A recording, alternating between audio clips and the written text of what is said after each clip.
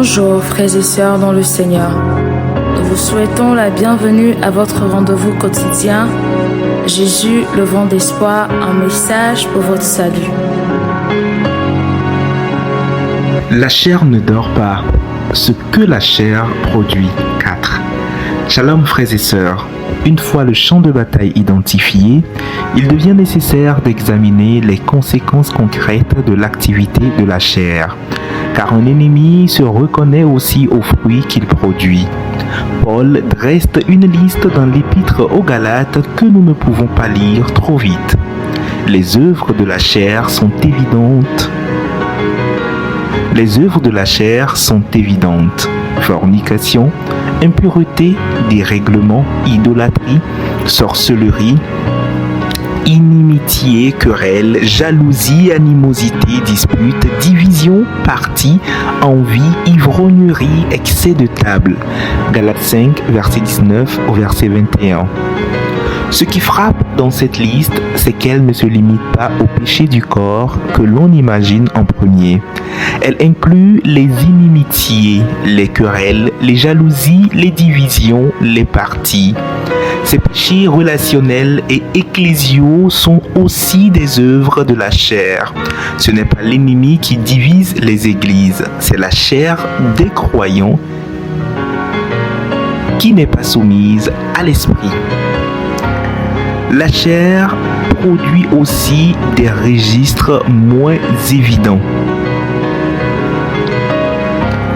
Elle produit l'orgueil spirituel, cette tendance à se croire plus avancé que les autres, à regarder de haut ce qui tombe, à refuser la correction. Elle produit la paresse spirituelle, la résistance à la prière profonde, à l'étude sérieuse de la parole, à l'engagement durable dans le service. Elle produit la comparaison stérile, la compétition cachée, le besoin permanent d'être reconnu. Et Paul ajoute une mise en garde solennelle à la fin de cette liste. Ceux qui commettent de telles choses n'hériteront pas le royaume de Dieu. Galates 5, verset 21.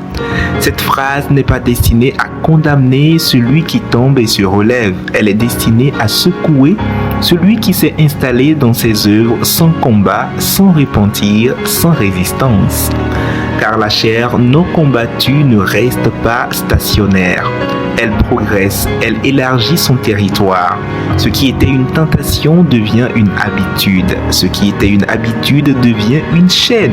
Ce qui était une chaîne devient une identité. Et le croyant finit par ne plus voir le problème parce qu'il a appris à vivre avec. Regarde honnêtement les productions de ta chair en ce moment. Pas celles d'hier, pas celles que tu as vaincues, celles d'aujourd'hui, lesquelles sont encore actives, lesquelles sont élargies, lesquelles ont élargi leur territoire dans ta vie sans que tu les combattes vraiment. La chair non combattue ne reste pas. Elle avance, elle prend, elle installe.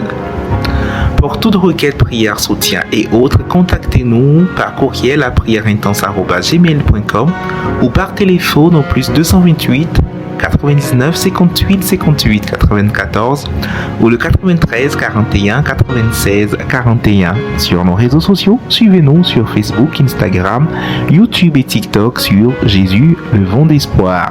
Que Dieu vous bénisse.